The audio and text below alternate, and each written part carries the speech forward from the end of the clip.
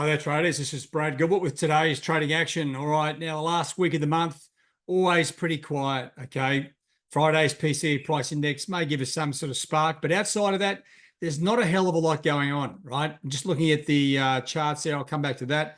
The RBA have come and gone, pretty boring. 4.34 on hold for an extended period of time. Right, that's going to be something to look for as we go forward, because at some point they'll get to a breaking point and it'll be a great trade to the downside.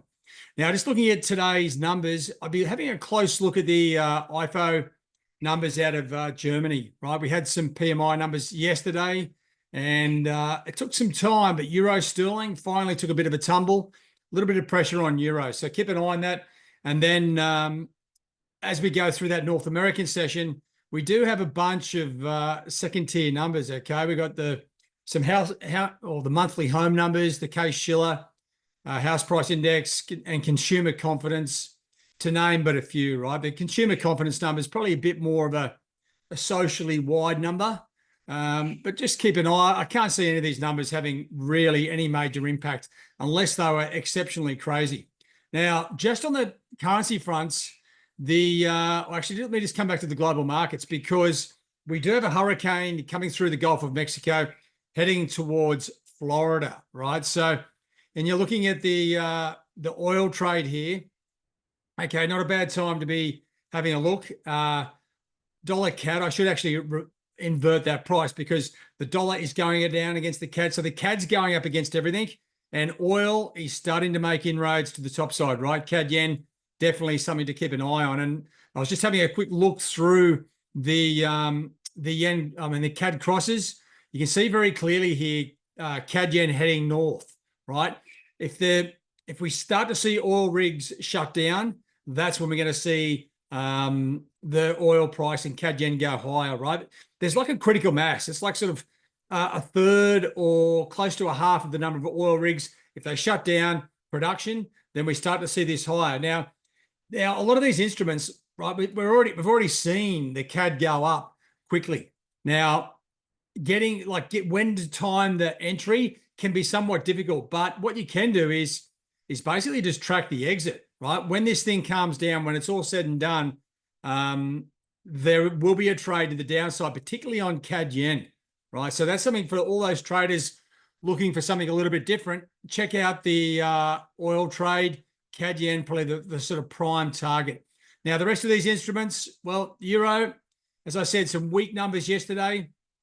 Sort of, the media was suggesting that, Germany or Europe is heading towards a recession. That may be the case, but check out the IFO business numbers. That could be well worth a look. You're seeing sterling, Aussie, Kiwi. It's like business as usual. These things are starting to track north, right? And this is where the weak dollar is prevalent. Okay, and dollar CAD, well, it is getting a little bit chopped up with this oil trade, and hard to see what's going on sometimes when you've got oil, US, and the CAD all sort of colliding. But the oil trade did start to sort of happen up around 135.80. You saw CAD appreciate, right? We've got this new support trend line down around 134.90, squeeze back up to sort of 45.50, like half of the move, and now it's just starting to cruise downside. So if that storm intensifies, heads towards Florida, well, you're probably going to see the CAD appreciate a little bit further, because it's going to put upward pressure on oil prices. Okay. Outside of that, just take it easy, right? There's not a lot going on. It's the fourth week of the month. We may see some activity. We've got Aussie CPI tomorrow. We've got PCE, US PCE price index Friday. There's a few things coming out. It's traditionally, the quietest week of the month. And I'd be keeping an eye on this Swiss National Bank policy rate decision in a couple of days. That's probably worth a look at as well. So hold your horses. Not a lot to sort of rave about at this point, and I'm not going to sort of waste your time. If anything, just keep an eye on those interest rate probabilities. There's plenty to look at there, right? So you can see that on the website as well, and go through the calendar. And just keep an eye on that hurricane. All right, guys, have a good one. All the best. Cheerio.